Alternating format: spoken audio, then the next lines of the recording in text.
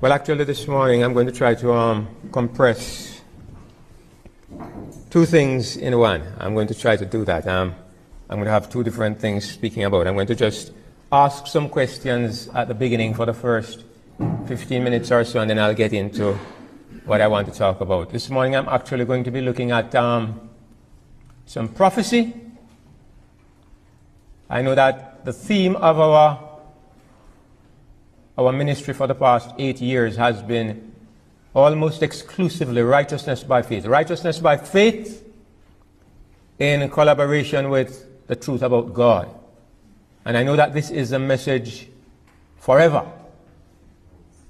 But I believe that there is a reason why God has put prophecy in the Bible. And He has ended the Bible with prophecy. And there's a reason. And in recent times, we have been focused a little bit on some of these prophecies, and I'd like to share a little bit of what we have been looking at. As always, when it comes to prophecy, especially future prophecy, the only person who can be dogmatic is God. God alone is infallible. But I think we are supposed to be able to look at what is happening and come to fairly reasonable conclusions. Because prophecy is intended to do something for us. It's intended to help to prepare us for the coming of Christ. Help us to be prepared for what is coming on the earth. That's why God gave it. So it makes sense to believe that we are supposed to understand it. At least to have a fairly good understanding. And I think the time has come that we really need to find a proper harmony between the truth of the Father and His Son, intertwined with righteousness by faith, and combined with what is happening in the world, a proper understanding of a prophetic scenario. I'm not claiming to be able to do all that, but I just want to put in a little bit of something that I'm going to ask us to think about. But I want to begin by asking you this question that I'd like us to consider very seriously. And my question is our truth present truth? That's what I want to talk about for the first 15 or 20 minutes. Is our truth present truth? Now, what is present truth? Well, truth actually is what is everlastingly correct, accurate. And in the context of our Christian experience, it is what pertains to our God and our salvation. But this part of it, present truth, present, what does the word present mean? Well, I'll tell you, it means now. Thank you, Gary. I'll tell you what it doesn't mean. It doesn't mean absent. Present. And it struck me as I was thinking about this recently that present truth is only present truth if the elements that we are focusing on are actually present. If those elements are not present, is it really present truth? I was thinking about this, and I had to do some introspection, because I recognized that a lot of what we perhaps refer to as present truth is not really present truth. It's sometimes future truth. And sometimes it's past truth. Sometimes far distant past truth. In actual fact, a lot of what we are focusing on and calling present truth is really absent truth. One thing that I have also recognized is that present truth always has the power of God accompanying it. Present truth has a dynamism about it because it reaches the need of the people at the present. Everybody can see its relevance. Everybody can understand it impacts my life when it's present truth. I mean, when John the Baptist came preaching present truth, Judea was electrified. They had always heard about a coming Messiah. They had always heard about the coming of the kingdom. And they went about their sleepy business for 400 years. And then one day this strange, hairy man came out of the wilderness. And he said with absolute authority, the time is fulfilled and the kingdom of heaven is at hand. Repent and believe the gospel. And they came in droves to the Jordan to be baptized. What had been prophecy, what had been past truth, suddenly became present reality. And it had an effect. And that's always, when I think about it, that's always the way present truth works. And if we profess to be speaking present truth, and it lacks that power, it lacks that ability to move and electrify people, then you have to ask the question, do we really preach present truth? I want you to consider the things that we focus on, and the things that we call present truth. And I want you to ask yourself seriously, is this present truth? I mean, I don't mean to be critical, but 170 years ago, the early Adventists began to preach that the hour of his judgment is come. Man, it moved the people then. 170 years ago, the hour of his judgment is come. For 170 years, you have been telling people that the hour of his judgment is come. That was before I was born. Several generations have passed since. Do you expect me to be moved by that today? Okay, I sound critical. All right. Something about present truth, something about our understanding of present truth doesn't quite fit here, because present truth is supposed to electrify and move people. It doesn't even move us anymore. It's a doctrine that we teach. It's a part of our 28 fundamentals, or however many there are, but it doesn't move people anymore. To tell people that books started being examined 160 years ago. Okay. My father lived through it. My grandfather lived through it. Maybe my great-grandfather. And I've spent most of my life through that. And it has not affected me or the planet in one way that I can discern. So how is that supposed to get me excited? If you even think about the second angel's message, Babylon is fallen. When did that happen, according to our theology? 170 years ago, Babylon fell. Really? And there have been generations come and gone, grown up in Babylon, lived in Babylon, been saved in Babylon, and many of them that we call Babylonians will make it into the kingdom. So how is it relevant to say Babylon fell in 1844? And even the mark of the beast message, the third angel's message. If any man worship the beast and his image, I mean, in 1888, I could see how that could have had an impact, because in 1888, you know what was about to happen, right? There was about to be a Sunday law. A.T. Jones went before the Congressional Committee, and oh boy, he stopped it. But that's over 100 years ago. Today, when you talk about a Sunday law, nothing with respect to a Sunday law has happened ever since I became a Christian. Nothing. In the 1980s, I think, in one of these South Sea islands, Fiji, they passed the Sunday law. And I was all excited, and everybody I knew was all excited. It just faded away into nothingness. For the past 38 years since I've been a Christian, every year the Pope says something about Sunday, or the European Union makes a little stir and everybody gets excited, but nothing is happening. Is this really the way present truth is supposed to work? And you have to think that either we are not preaching present truth, or there's something wrong, something doesn't fit. We know that the three angels' messages are the last messages for the world. We are sure of that, right? Revelation 14 tells us clearly, I saw another angel fly through the midst of the heavens. And what does he have to preach? The everlasting gospel. Okay, there we know what our message is. It's the Father and the Son in the context of Christ and his righteousness. This is the everlasting gospel. And it is called everlasting because it goes from eternity to eternity. This is something that never changes. It is perpetually present truth. It doesn't change. It cannot be modified or adjusted. In every age, this is the good news. the nature and the character of our God and what he has done for us through his Son. But along with this message, you find that another angel, the angel says, fear God and give glory to him, because the hour of his judgment has arrived. And you discover something. This everlasting gospel is set in the context of something happening that is called the hour of God's judgment. And then another angel follows and he says, Babylon has fallen. And the other one talks about the mark of the beast and so on. And you find that there are three messages. One is focused on something happening in God's program.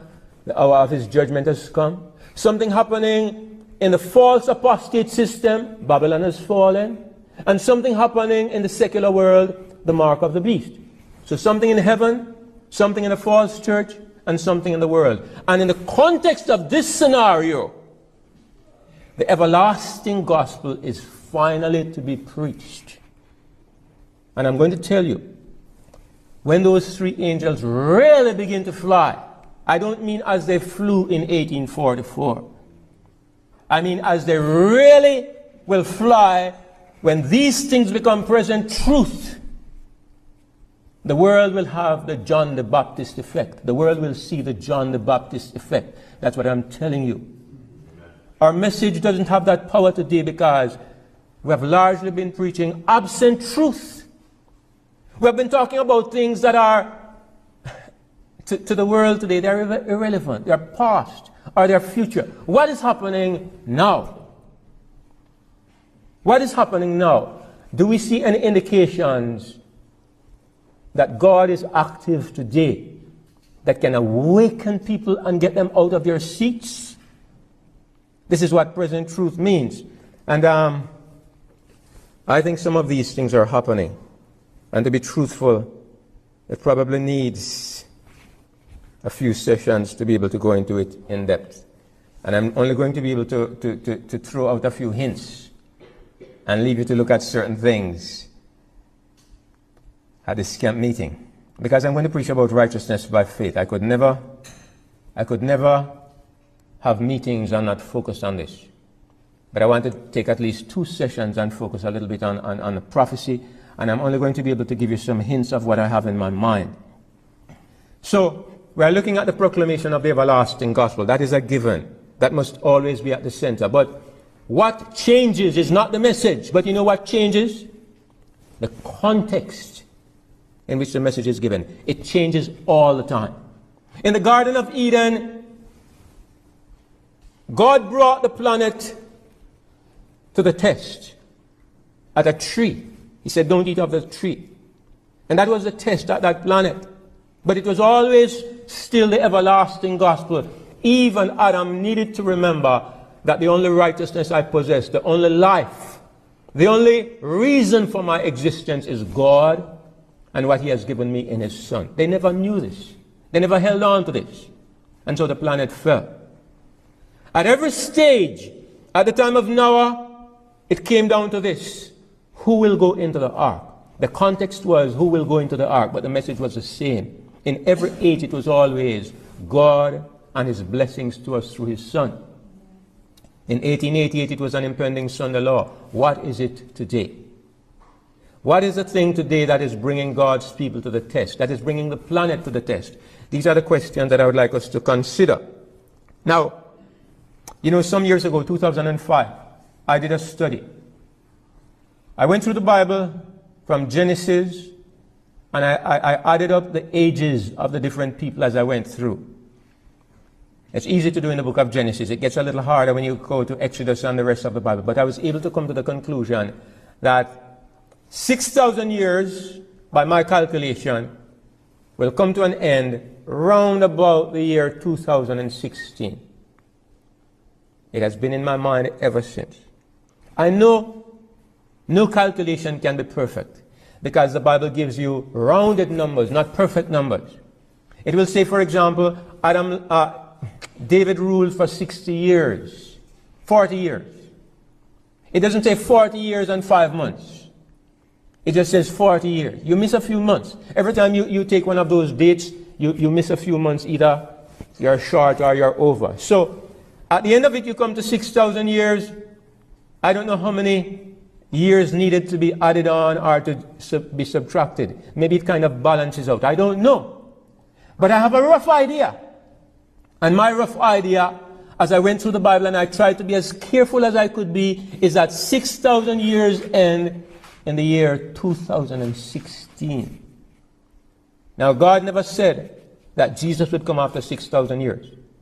But when I look at the Bible, I see God's pattern of operation is that he works in cycles of 7. That's his pattern of operation. And it's very tempting.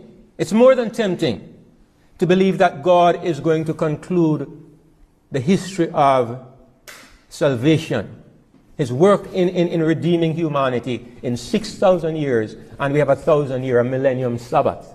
It's very compelling. I mean, it's almost, I would almost say it's an absolute certainty. I'm just not going that far, but I'm going to tell you, if God is going to end things at 6,000 years, as I'm sure most of us believe, it's not going to be 6,000 plus a day or two. That's not how God operates. God is always precise. Look at the day Jesus died. Look at when Pentecost came. Look at how he has done things in the past. At the appointed time, at the set time, in the self-same day. That's how God operates. So, there is something inside of me building. There's something driving me with the thought. We are at the end of this world. Sometimes I wake up and I feel like there's a current running through my body when it hits my mind. We are there. And man, it's something to think about, brothers and sisters, but it is even something more to believe it. Amen. It's something to believe. Nobody can believe this and remain the same way as we are. Nobody. Amen. But we have been trained into being theoreticians. We have been trained into being people who speak things and we like those ideas, but they don't really impact our lives. You know, we keep on procrastinating over and over. But sometimes it hits us, and then we sit up and we think, what am I doing? What am I doing? What am I supposed to do in the light of this reality? That is one thing. But I'll tell you, there are so many other things that are coming together right now. For the first time in the history of the planet, there is a possibility for the mark of the beast to be imposed on us. For the first time. 30 years ago, 40 years ago. How do you get every man, woman, and child and submit them to a system of absolute control? 30 years ago, that was not possible. That was something that we thought about and questioned and wondered 30 years ago. Today, it's almost already a reality that we have a cashless society. Everybody uses cards anymore. Hardly anybody uses cash. Now your driver's license, your passport, it has all your information. You only need to scan a card. And everything about you comes up in some database. Everybody is in some database. I am in the United States database dozens of times. Every time I come in, fingerprint, photograph. I'll never escape. And it's everybody in the world. Every time you come to this place, the same thing happens. But now, they have designed something called a microchip. I don't know if they're going to put this in place, but I'm going to tell you the microchip is so perfect. If I weren't a Christian, I'd be all for the microchip.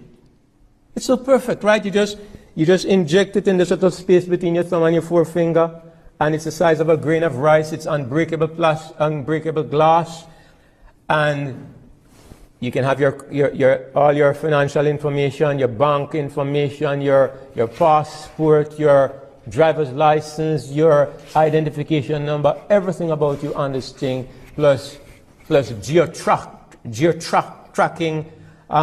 system, so that if you ever get lost or kidnapped, they can find you instantly. You never leave your driver's license, you never leave your wallet behind, you never leave your passport. Everything is perfect. And the governments love it, because there'll be no more money laundering, and they'll be able to get rid of the drugs money and all this kind of thing. They love it, and they want to put it in place. And they have started experimenting by putting it in animals and old people and some school children. They haven't been able to approach the general population yet, because they know you people will rebel. You will rise up in arms, but little by little, they're getting you there, because through terrorism and the desire for greater safety and security, they are convincing people that the government needs to have more control. And you enlightened people are not buying it, but the masses have bought it, and they want it. And the minority will always have to bend for the benefit of the majority. That's the way this world operates. The system is here for this mark of the beast system to be implemented, where you can't do anything. Look, in Jamaica, whenever I have to change a check above a certain amount, I have to say, where did you get this from? Who sent it to you? What was the purpose? What kind of work does the person do? Every detail. I mean, I feel like a criminal when I go to the Cambia or the bank and they start interrogating me. I sold my car. I went to the bank to buy a check so I could buy another one. Where did you get this money? I sold my car. Do you have a receipt? I said, give me back the money. I'll go buy cash. So finally, a lady that I knew in the bank, she came and she talked to the other person, and I got the check, but I was fuming. And I'm thinking, why all these questions? Now, I don't work in a regular job. I don't draw a check from the government. I work with a ministry, and every cent that passes through my hand, I mean, it goes. It's not in the formal system, right? People donate to the ministry and so forth. So I feel always like I'm under the microscope. I keep wondering, when the system becomes formalized that they are trying to institute, how do people like me deal with it? And the rest of us who work in the formal system and you are registered and so on, when the mark of the beast becomes a reality and you are compelled to submit or you can't work, what are we going to do? How are we going to survive? I mean, these are real questions right now. They're not future anymore. The system is already in place. Right now, not only here, but in Europe and in most of the world, we are seeing the most draconian system of government that we have ever seen. The only time you have seen this kind of system before is in heavily communist countries, where the people are so controlled and so dominated, and everything about you is being watched. Right? Now they're encouraging people here. The first thing that happens, anything that is unusual, they call the police and they report on their neighbors, right? And it's in the name of security. But then it becomes like communism, where everybody watched everybody else. And as soon as you step out of line with the government, the police came knocking on your door. It's happening here. Somewhere in, was it Oklahoma or was it California? This man is arrested because he has been having religious meetings in his home. Did you read about it? In America, you're having religious meetings in your home. You can have a party with 100 people, but you can't have a meeting with more than 10, 15 people, a religious meeting in your home. It's against the law. Right? Some places you can't plant a garden in your yard. What kind of place what is going on really? I'm appalled when I look at the way people live here, and I mean, it's other places too. It's hardly better in Jamaica, but I mean, you don't have a garden. You can't live if the system breaks down. You exist at the pleasure of the supermarket. You exist because the system works, where they cart these huge amounts of food into the supermarket, and you go there and pick up your supply. You live from the supermarket. The system is in place for something terrible to happen very soon.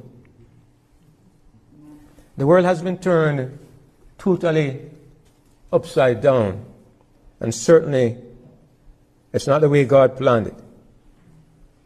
Things are happening in nature that are inexplicable. We're seeing colder than we have ever seen before, hotter than we have ever seen, wetter than we have ever seen, drier than we have ever seen, floods like you wouldn't have imagined. A couple of years ago, I was in Tennessee and I saw a flood. They say it only came through in 500 years. I don't know how they knew, because I'm sure nobody was here then. But the world is groaning. It's breaking down. In Revelation, it says that God will destroy those who destroy the earth. Right? They say the fish are no longer safe because the radioactivity from Fukushima is poisoning the ocean, and the ocean fish, they are seeing higher levels of radioactivity in these fish than ever before. Strange. If you go on YouTube, I don't know how much credence you can give to it, but they have the pictures. The world is making strange sounds. Have you seen it? Strange sounds coming out of the earth. Animals dropping dead. One man in England, 100 starlings fell dead in his garden. He said they flew at top speed into the ground. Wham! Like they were being chased by something. 100 birds dropped dead in his garden. Thousands of them in Arkansas. One species of bird just fell out of the sky one night. Millions of fish, dolphins, whales being washed up. The bees, they say, are disappearing. I don't know what is happening. But things are happening that should make us sit up and take notice. The world is groaning. It is dying. It is in its last death pangs. And surely it is no time for life as usual. Amen. It is not even time for a little excitement. It is time for extraordinary things. We are at the end of the world. It was a day like this that the door of the ark closed. Do you know that? What did they see to make them know it was the end of the world? Look, the man went out with his donkey to plant his field. The man was talking to his neighbor. Everything looked normal. Mind you, morally it was rotten to the core, just like today. Morally, I guess they were aborting babies. Men were getting married to men. There was murder and killing, but you look at the world and it was peaceful. Everything was still green. The sky was still beautiful. Rain had never fallen. Everything looked normal. But morally, from heaven's perspective, it was utterly rotten. And what would you say of the world today? Step out on the street and everything looks so peaceful and beautiful. Is it really ready for destruction? Look at the moral fabric of this planet. Somebody says, why would God destroy the earth? Because people are just being people. Because our God sees the end from the beginning. He sees that the more humanity becomes estranged from God, and the worse they become involved in these perversions, the more and more close they grow to dumb animals, to beasts, and the less fit for existence. He sees the way people don't see it. And when we look around, we see that's the condition of the world today. It was a day like today that the door of the ark closed. Don't expect, some people are looking for a third world war before they really awaken. Everybody has their eyes on Syria. Everybody has their eyes on Israel and the Middle East. But I'm of the opinion that the moral state of the world is a greater indicator. The moral state of the world. There has never been a time in the history of the planet when some of the things that are happening now ever happened before. In Australia, a man got married to his dog. In Germany, I understand, I have the news articles. If these are lies, well, I've been lied to. But in Germany, there are some places now where they have brothels for animals. Because, bestiality is legal in Germany, right? So they have brothels, they have houses of prostitution where you can go to pay to be with an animal. The things that are happening on this world, you think, are unbelievable. Unbelievable. But it's what happens because people have driven God out of their thinking. And it's an indicator of where we are in time. So, all right, and we need to go to part 2. All right. So I'm saying that all of these things tell us that we're at the end of time. We are at the end of time. But as we are at the end of time, are we focusing on present truth, or is our truth largely irrelevant? Well, I'm going to focus on something today where I believe we have not properly understood this prophecy. And I'll say a bit more about it later this evening. But this morning I want to look at the beast from the bottomless pit from the book of Revelation. And I'm going to try to just speak off the top of my head by looking at these diagrams that I have here. I'm going to ask you to stick with me, and let's see if we can come to a common conclusion. First of all, I want to go to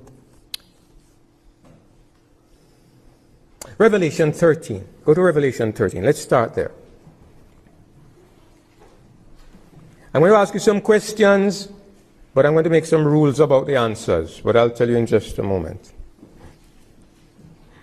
Revelation 13. Let's look at verse 1.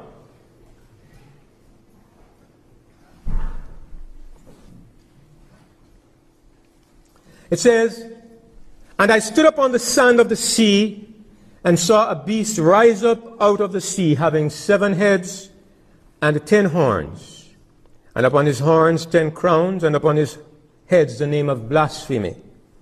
And the beast which I saw was like unto a leopard, and his feet were as the feet of a bear, and his mouth as the mouth of a lion. And the dragon gave him his power and his seat and great authority." All right, that's beast number 1. I want you to turn to Revelation, the same chapter, down to verse 11.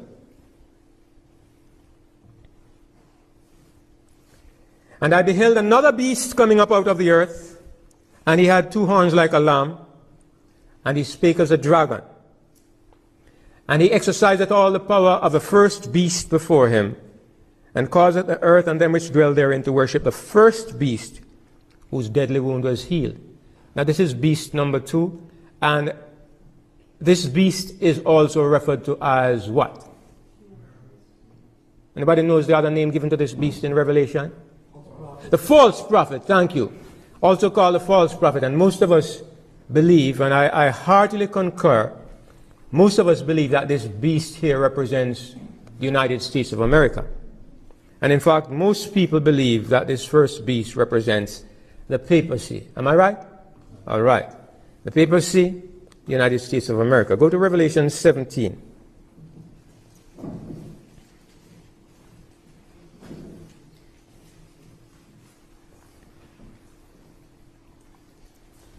I'll read verse 3. It says, "So he carried me away in the spirit into the wilderness, and I saw a woman sit upon a scarlet-colored beast, full of names of blasphemy, having 7 heads and 10 horns." Now, I have a diagram here of the scarlet-colored beast with 7 heads and 10 horns. This is also representing the same thing. But I don't like this picture. I like the woman is here, but you know why I don't like this picture? Can anybody suggest a reason why? If you look at this one and look at this one, does anything strike you? All right, Gary says a crown, somebody else says the horns. The horns actually, the horns in this picture are accurately placed. In this picture they are wrong because they are scattered all over the heads. That's not where they are, that's not where they belong. So this picture can be misleading. You have to read the Bible and not look at pictures. They help sometimes, but in actual fact, the horns are not on the heads of the beast. You always see the pictures of the beast with the horns on the heads. That's absolutely wrong. According to the prophecy, that's not where it is. And we'll look at that in just a moment. So this is the third description of a beast. Okay? The one in 13, then the second one in 13, and now this one in Revelation 17. Now, I'm going to go to Revelation 19, read the passage with you, and then ask you a question. Go to Revelation 19 and we look at the last 2 verses.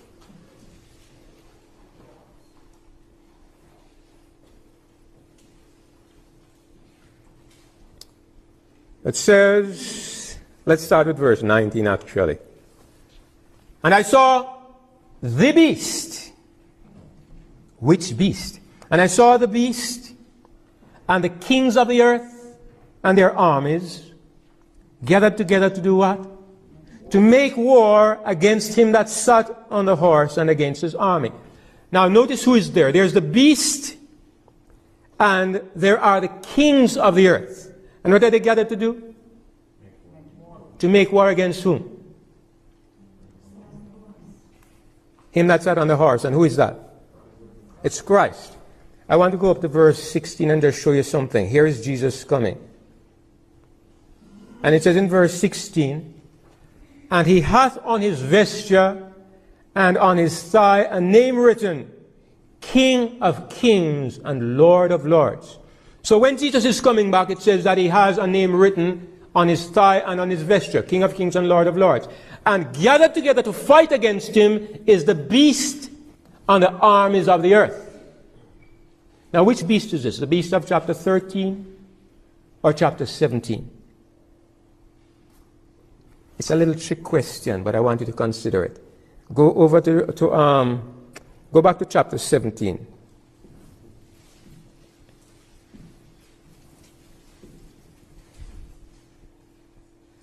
I'm going to read from verse 12 down to verse 14, and I'll ask the question again. And the 10 horns which thou sawest are 10 kings which have received no kingdom as yet, but receive power as kings 1 hour with the beast. This is the beast of chapter 17. These have one mind, and shall give their power and strength unto the beast. These shall make war with the Lamb, and the Lamb shall overcome them, for he is Lord of lords and King of kings. And they that are with him are called and chosen and faithful. So which beast is this in Revelation 19? Making war against the King of Kings and Lord of Lords, along with the kings of the earth. Who is this beast? It's the one of 17. Are you all following me? I hate to know that I'm leaving you behind. I should really have pictures illustrating everything, but I figure you can follow what I'm saying. Here we are told that this beast in Revelation 17, the 10 horns give him their power. And these 10 horns make war against the King of Kings and the Lord of Lords. Obviously, these 10 horns plus the beast. Then you go to Revelation 19 and you find the beast is there and the kings of the earth, and they're making war against the King of Kings and the Lord of Lords. Obviously, this is the fulfillment of what we saw in Revelation 17. So the beast of 17 and the one making war against Christ that is coming are the same beast. All right, so go back to Revelation 19 now, and I'll ask you something else. I'm going through all this to make a point, but it's an important point. Revelation 19, and now it's verse 20 we need. And the beast was taken, and the false prophet that wrought miracles before him, with which he deceived them that had received the mark of the beast and them that worshipped his image. These both were cast alive into a lake of fire, burning with brimstone. Who is this beast? Which one is this? It's the same one we just read about in the previous verse that is making war. But now he's identified a little differently. The beast was taken and the false prophet that did miracles before him. Where do we see this happening? Revelation 13. Revelation 13 tells you that the second beast that comes up out of the earth, the one that looks like a buffalo in my picture, this beast did miracles and deceived the people that live on earth and told them to worship the first beast, that is this one. What does this tell you about the beast in chapter 19? It tells you that the beast of chapter 13 is the same as the beast of chapter 17. Do you see why I get to that conclusion? I'm glad some people are nodding their heads. The rest of you, what shall I do? All right. I went through all of this because it's important that you understand that the beast of 13 and 17 are the same beast. They are not two different beasts. They are not, and if you don't understand what I just did or said, please speak to me afterwards, and we can sort it out. But the evidence we just looked at demonstrates this. Plus, I'll tell you a little bit more. How many heads do both beasts have? 7. And how many horns? 10. Do you believe that at the end of time there are 2 beasts having 7 heads and 10 horns that make war against God's people? No! And furthermore, the Bible doesn't talk about one of these beasts. It says the beast, because there's only one beast plus his pal, the false prophet. So the beast of 13 and the beast of 17 are the same exact beast. Now here it gets a little more complicated. Go to chapter 17 again. And we will kind of slow down the jumping back and forth now. So you can kind of settle in 17 for a moment, for a little bit. Now it says in verse 3 again, I saw a woman sit upon a scarlet-colored beast. In verse 4 it says, and the woman was arrayed in purple and scarlet and decked with gold and precious stones and pearls.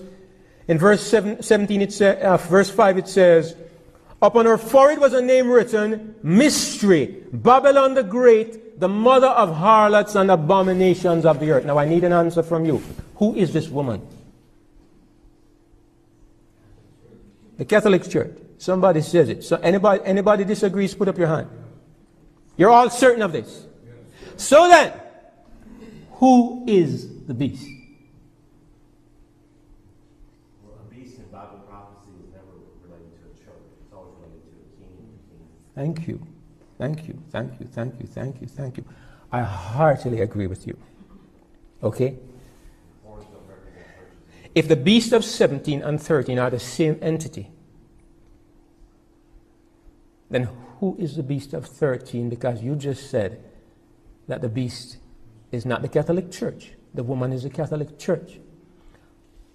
I think our attention needs to be slightly refocused. Now, like I say, it needs a lot of time to go through all of this. I'm going to just kind of try to give you a synopsis, and we'll have to take the time maybe in between meetings to look into it in more depth. But here is what I understand. These two beasts in chapter 13, the one that looks like a buffalo and the other one, this one and it's Paul the false prophet, represents two great political systems. I say political, not religious. I agree with Bill. Bill, right? I agree with Bill. A beast represents a political kingdom.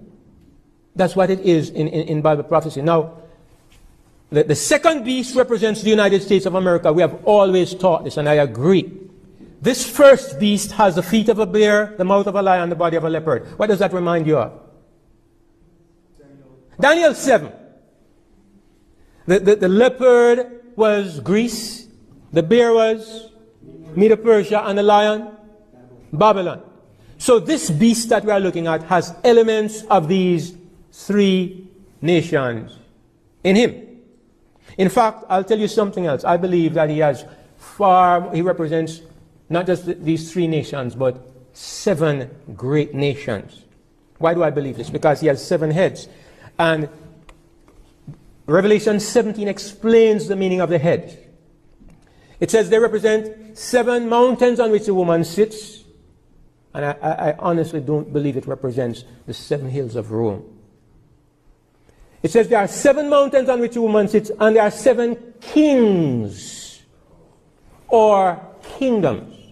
5 have fallen, 1 is, and the other has not yet come. How many heads does the beast have at any given moment? Let me ask the question again. How many heads does the beast have at any given moment? 1. The beast never has 7 heads at any moment. So why does God show us 7 heads? Because we are looking at a composite of the beast that takes in the entire history of this beast. Okay? So it shows you the 5 heads that are fallen, and it shows you the one that is not even here yet. But at this moment, the beast has only 1 head. It's the one that is. That effectively at this moment is the beast. But it has passed through 5 stages in the past, and there's still 1 more stage to come. So this beast is a composite, and a composite of what? You find that in Revelation 12, Satan is represented as a dragon. He also has 7 heads and 10 horns. So what I understand is that these 7 heads are the sum totality of Satan's work in this planet against God's people. He has worked through 7 great powers across the ages. And all of these are represented by this one symbol, the beast. So the only question you have is, which head is ruling at the moment and which head is still to come? We can look at the past and we can come to some conclusions. I would suggest to you that Babylon is one of them, Medo-Persia, Greece, and Rome. But I think we should go beyond there to start counting these heads. Why? Because if these heads represent Satan's work against God's people, when did Satan first try to destroy God's people as a people? Egypt. The first time he tried to destroy God's people was in Egypt. He used the Egyptians, he used Pharaoh, and he determined to kill every male child among the Israelites. If he had had his way, Israel would have been wiped out. Egypt was the first power. The next power was Assyria. The Assyrians totally decimated the 10 tribes, took them away captive. Nobody knows where they are today except Armstrong, who says that they're Americans. They are scattered and absorbed into the nations. Assyria was the next power, and then of course Babylon, Media, Persia, Greece, and Rome. I can't really identify the power that is to come for a short time. And maybe somewhere along the way, anybody who has some better ideas, you can enlighten me. But the point I really wanted to make is that this beast represents a political entity. It represents the political powers that Satan has always used to try to destroy God's people. Anywhere you find the greatest political power on the planet, there you have found the center of Satan's power. Because Satan said to Jesus, all these things will I give you, all the kingdoms of the world. Because what? It is given into my hand. It is given into my hand. God has given Satan full control of the political powers of the world. And he exalts them to the pinnacle of glory so he might use them to destroy God's people. That's why you know that the greatest nation on earth, you can name it, I won't name it, it is going to be the greatest power for trying to destroy God's people on this planet. You can name it if you will. But that is how it has always been. The greatest power has always had the greatest ability to destroy, and Satan has always used it in trying to wipe out the knowledge of God from this planet. So, we have this first beast. And if the second beast represents the United States of America, where does this first beast come from? Europe! Thank you. Out of the waters, out of the sea. But basically, it represents the old world. While America represents the new world. It represents a new world. So, this beast here is primarily a European power. When you look at all the heads, Egypt, Assyria, Babylon, Media, Persia, Greece, Rome, they have all been from that part of the world. But at the end of time, there is another power that arises in this part of the world. And it cooperates with the first power. So, you look at it and you see that the first power has certain characteristics, and the second one creates an image, sets up a system very similar to that system. Now I'm going to ask you something. What are the key characteristics of this European system? Even before I go there, let us notice something. It says that this beast, the other one, this beast. What did I do? Oh, sorry about that. This beast. It says that this beast has 7 heads, 5 have fallen. In fact, I think I have a better diagram. Let me see if I can find it here. Yeah. Here's a diagram that I've tried to use to represent it. The woman sitting on the 7 heads, those circles, and the beast represented by that big red rectangle, and the 10 horns represented by those little spikes at the end.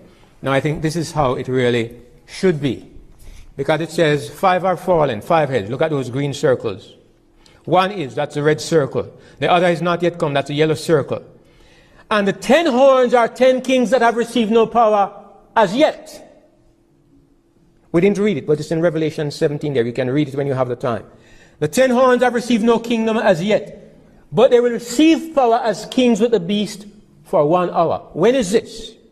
It says the beast that you saw, he is of the 7. He's joined to the 7. He's a part of them, but he is the 8th. The 8th what? He's the 8th king. There are 7 heads, and those 7 heads are 7 kings.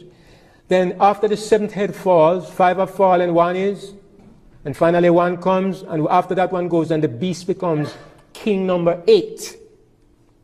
Now this is a beast without a head, because all the heads are gone. So the beast doesn't have a head now. He appears, and the Bible says at this point he comes out of the bottomless pit.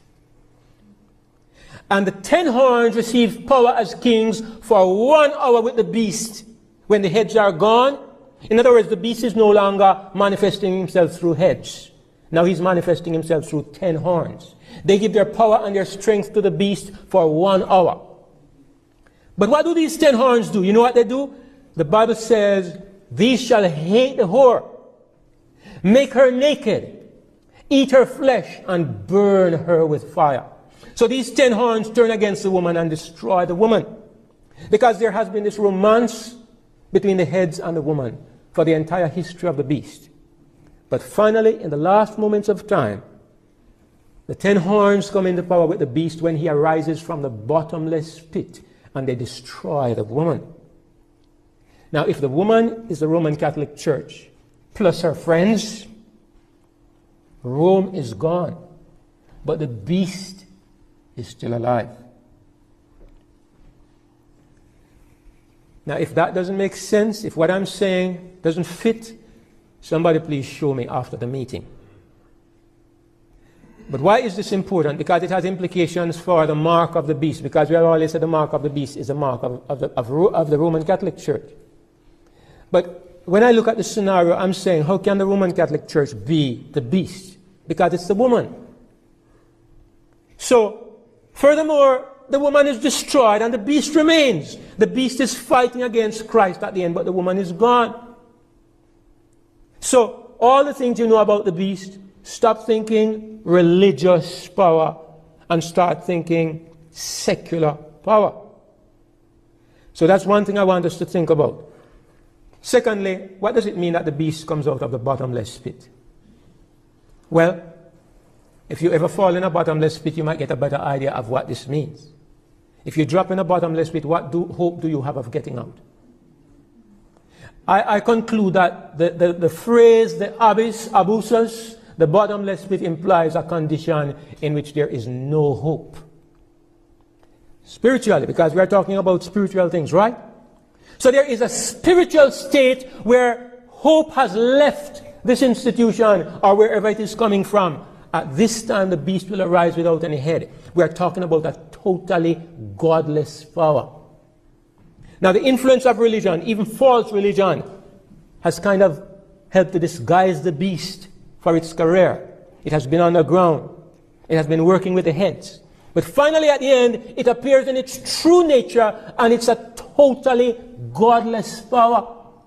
It is absolutely against religion, because you know why? It destroys false religion, and it tries to destroy God's people, so it cannot itself be a religious power. You know what I think it is? I think it is atheism. Today, Europe is the most atheistic continent on the planet. It's an atheistic power, I believe. Today, Europe, if you talk about God in Europe, most places, God has nothing to do with their thinking, nothing to do with their system of government. That's why you see rapidly all over Europe, laws are being passed that appall you.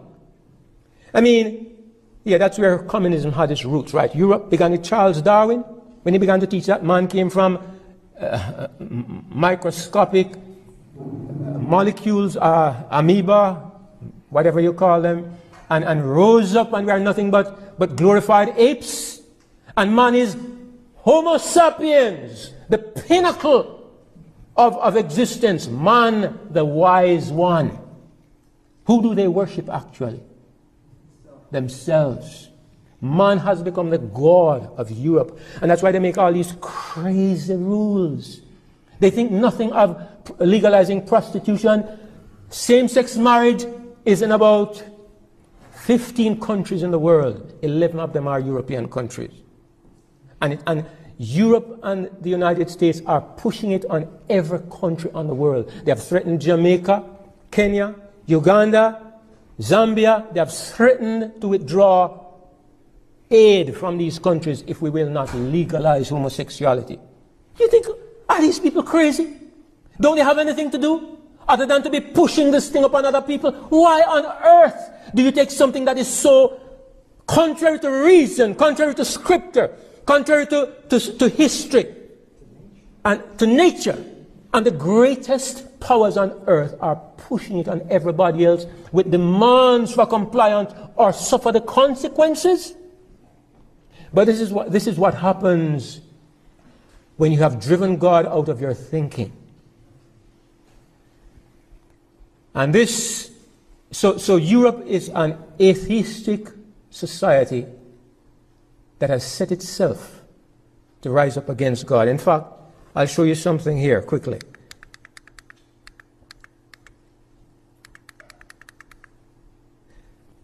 Do you recognize this symbol?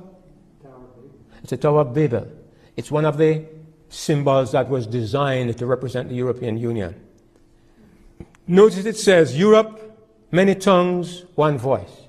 Now at Babel, God was displeased with the fact that they were trying to centralize and to establish a system in rebellion against God. God scattered them upon the earth. Europe has chosen this symbol of God's displeasure to represent, oh yes, and the stars are upside down, which is a satanic star. Europe has chosen this symbol as a symbol of its unity, the thing that represents God's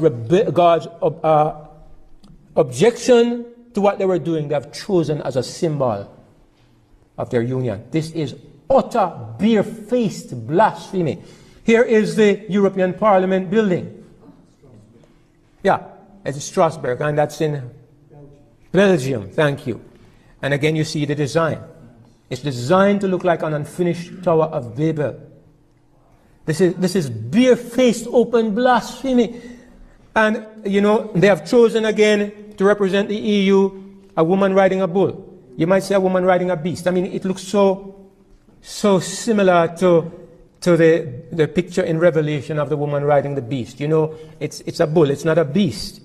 But you wonder if there is a divine hand behind all of this, pointing you and saying, look, see?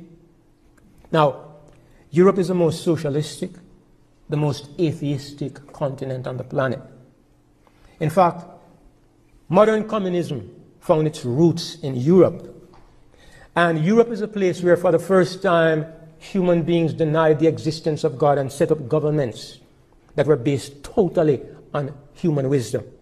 Now, the Bible says that America will create an image of the beast.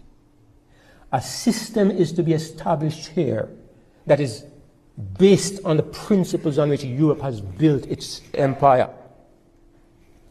We're looking for an atheistic system, socialistic system that is based entirely on human wisdom and not the principles of God. You have two horns like a lamb, you look like you're dealing with Christianity, but you speak like a dragon. That's what we are looking for. The principles of Europe are to be established here. Look in this country and see the principles of socialism. And I don't just mean welfare. I mean the principles of control. The principles of where the government so completely dominates and controls the life of the people that you're not even free to think. Look and see the policies that are being made. Look and see how atheism dominates the policies that are made here in this country. In a country that is majority Christian, maybe 3% atheist or 12%. Very small minority. You cannot teach creation in schools. You cannot determine whether that your children are taught that homosexuality is common, normal, and acceptable. You can't speak against it in certain places. I mean, it's much worse in Canada, but it's coming here too. America, unseen, imperceptibly, is adopting every principle. I mean, communism is coming in through the back door. The control that is being exercised here by the police, by the army. I mean, things that we are used to in the third world, that you have never known here. A police can come and kick off your door anytime. They don't need a warrant to stop you. They can lock you up indefinitely without any reason. We're seeing those things here in the name of national security. It creeps upon you. Satan is working. And these are evidences, brothers and sisters, that we are in the last days, yes, but it's also evidence that the prophecies of Revelation are being fulfilled And we don't even recognize what is happening because we are looking only in one direction. You know, everybody has their eyes on the papacy, as I have had my eyes there for almost all my Christian life. But then I realized that God's people have two enemies. One of them is false religion, and the other one is a secular power that Satan will use to carry out the persecution, the actual persecution. That's what the prophecy says. Later on, I will demonstrate it even more fully, that this is what the prophecy is focusing on. So, the thing about focusing the wrong way is that something creeps up behind you and you don't know till you are run over. And that's what is happening. We have been focused the wrong way. And something is creeping up behind us and we have not seen it. I would compare it to the state of the Jewish nation who knew everything. Look, they could even tell the wise men where he was supposed to be born, in Bethlehem of Judea. They knew everything. They were the receptacles for the oracles of God. They were the guardians of truth, and they knew all the prophecies and they could recite them. They have everything figured out exactly. In fact, they have it figured out so exactly. If you ask the Jews today, they can tell you how the Messiah is going to come. They can tell you exactly how and where he will come. Everything. It passed them by 2,000 years ago. They who knew everything. Look here. I believe Adventists need to revise some of the things that we believe because we know everything. Everything is pot. What is coming on the planet, brothers and sisters, is to test God's people. You can't be tested if you know what is coming. You can't be tested. Remember what I said at the beginning. The message is always the same, the everlasting gospel. But the context in which it comes changes. The context always changes. God has never tested his people twice in the same way. Never twice in the same way. It was for Cain and Abel, it was a kind of sacrifice that they brought. In every crisis, in the Reformation, it was, how do you relate to justification by faith? In 1844, it might have been, how do you respond to the message of the fall of Babylon and the investigative judgment? Today, sit down and look for the exact same thing to come back in the exact same way, and you're going to be surprised and left. God's people will not be deceived. Why? Because the Spirit of God is speaking to them. But I believe that I'm speaking God's truth when I encourage you today to go back and re-examine those prophecies and listen to what the Bible is saying. Take away the preconceived ideas. There are some things that we know so absolutely that we will not brook any contradiction or even questioning. I'm glad that nobody has risen up when I say that the beast is not the papacy, because that's a good sign. Because I know that's one of the most deeply rooted verities in Adventism. But if you are telling me that I'm wrong, I'm going to be wanting to see what you do with the evidence I just presented. I'm going to be wanting to see this. If you can show me the evidence, I will back away and I'll stand up here and apologize to everybody. But you'll have to show me the evidence. Don't tell me that we have always believed it is so, so it must be so. Think about the things that we are reading and allow the Spirit of God to direct our minds. Because when we understand what is happening now, I believe that the message that the hour of God's judgment is come is going to be present truth. The judgment of the living is what this is going to be focused on. And if we don't understand what is this and when it begins, you don't have anything to say. But it is to be present truth. There is to be something that when you get up and talk to people, they will see everything before their eyes. Click, click, click. And they'll run to say, tell us what to do. And you give them the everlasting gospel. They need to be awakened to recognize that we're at the end of the ages and we are not ready. But you can't say this to anybody unless you believe it. You have to know it first. You have to believe it. You have to understand. Or how can you say this to anybody? Most of what we have been doing is talking about absent truth. We might label it present truth. Our publications are present truth. I know Brother Linford has a present truth. I know there's a present truth ministry in New Guinea. There's one in the Philippines. The first publication Adventist put out was present truth. So the name is popular. But present means now. So, I want to thank you for listening. I don't know if I overstayed my time, but at the very least, I'm going to encourage you to go back and look at some of these things. Now, I won't be talking about all the things that I want to talk about here, because the time is short, and furthermore, I know that I don't want to bring controversy. But I'm going to say that we have some booklets that I brought from Jamaica. One of them is entitled Sodom and the Beast. I have a little over 20 of those books. I think Brother Howard will make them available for the first 20-something people that come. You'll get a copy. Those who don't get, if you'd like to have one, then talk to us and we'll send you a copy, and probably might be able to do something even now. So, a word to the wise is sufficient. But what I'm saying is, study it some more and talk about it, because these are things that merit discussion now. Thank you for listening. God bless you. Let's pray.